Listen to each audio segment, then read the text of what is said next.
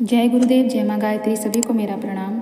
आज हम बात करेंगे भागवत के बारे में और गायत्री मंत्र के बारे में। जानेंगे दोनों में क्या भिन्नता है, या यूँ समझिए कि दोनों में अंतर को जानेंगे। ये जानेंगे कि भागवत क्या है और गायत्री मंत्र क्या है। पूज्य गुरुदेव ने अपने पिताजी से ये सवाल किया था। हम सब ने पहले भी जाना है कि किस प्रकार से पूज्य गुरुदेव ने छपको अम्मा की सेवा की थी। तो उस समय बहुत से लोगों ने उसका विरोध भी किया था और उनके पिताजी ने उन्हें शाबाशी दी थी, क्योंकि उनके पिताजी भागवत कथा कहते थे। इसलिए बालक श्री राम के मन में भागवत कथा के बारे में जानने की इच्छा हुई। आज उसी कहानी को जानते हैं कि क्या बात हुई थी बालक श्री राम और उनके पिता के बीच में। सन 1924 का पहला या दूसरा महीना था। श्री राम अपने पिता के साथ ननिहाल गए।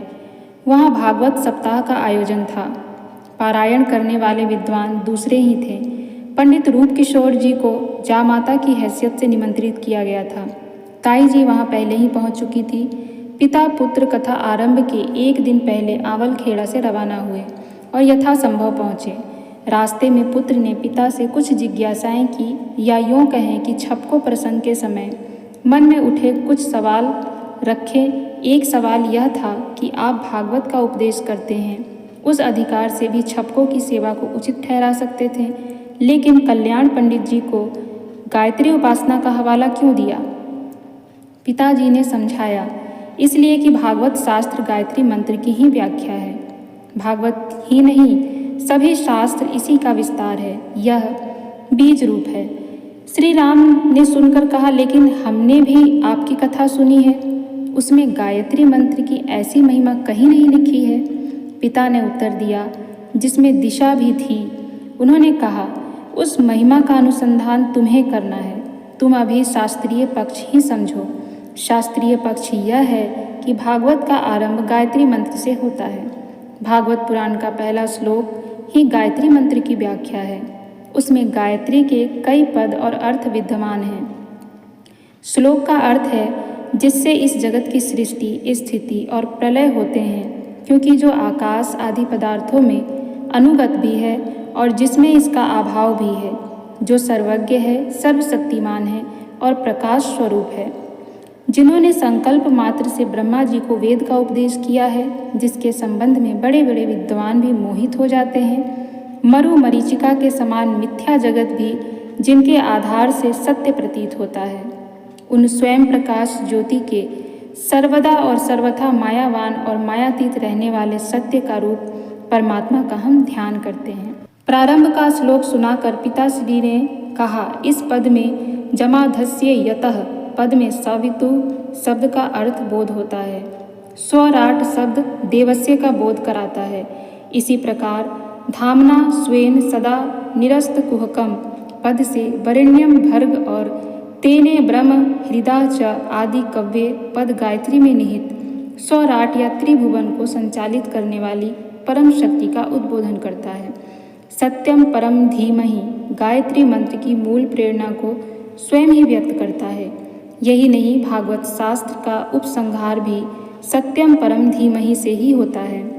द्वादश स्कंद के 13वें अध्याय का 19वां श्लोक परम शुद्ध मायामल से रहित और परमात्मा के सत्य को अपने भीतर धारण करने की प्रार्थना से संपन्न होता है। अर्थ से और शब्द से दोनों विधि से भागवत शास्त्र गायत्री का ही व्याख्या विस्तार है। मत्स्य और वामन पुराण के संदर्भ से भी पंडित जी ने समझाया कि भागवत शास्त्र को गायत्री ने ही अधिकृत किया है। उसका आरंभ गायत्री से हुआ है, इसीलिए वह भागवत है।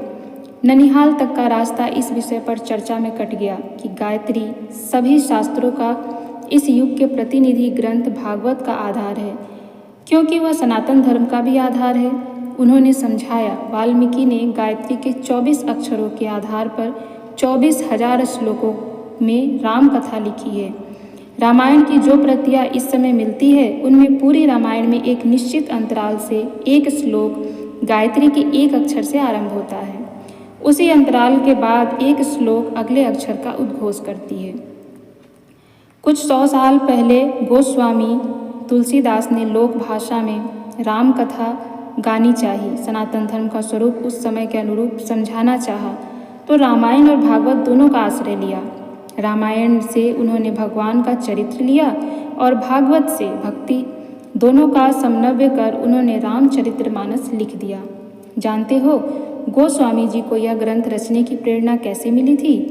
बाबा वेणी माधव ने गोसाई चरित्र में गाया है कि संध्या गायत्री कर चुकने के बाद शिव पार्वती ने ही उन्हें रामचरित लिखने का आदेश दिया था।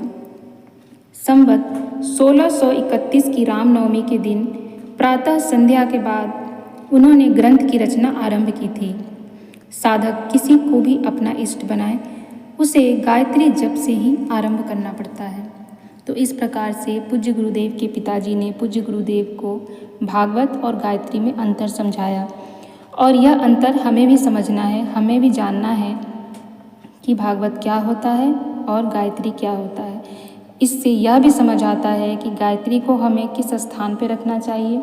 मैं बार बार कहती हूँ, गुरुदेव ने भी बार बार कहा है कि हम चाहे किसी को भी अपना इष्ट बनाएं, चाहे किसी की भी पूजा आराधना करें, पर गायत्री को उसमें ज़रूर शामिल करें, गायत्री को छोड़े नहीं, क्योंकि हमने अगर आरंभ को छोड़ दिया तो फिर कुछ भी नहीं जानेंगे। एक पेड़ की सिंचाई करने के लिए हम उसके तना की सिंचाई नहीं करते, हम उसके जड़ की सिंचाई करते हैं। जब उसका जड़ सिंचित होता है तब जाकर वह पेड़ फलता फूलता है। इसी प्रकार से जो हमारी आरंभ है, यानी गायत्री जो सृष्टि की आरंभ है, हमारे आरंभ करता है, उन्हें हमें याद रखना है। उन्हें छोड़कर अगर हम बाकी चीज़ों में पड़े रहेंगे तो बाकी चीज़ भी नहीं मिलेगी और वो भी नहीं मिलेगी।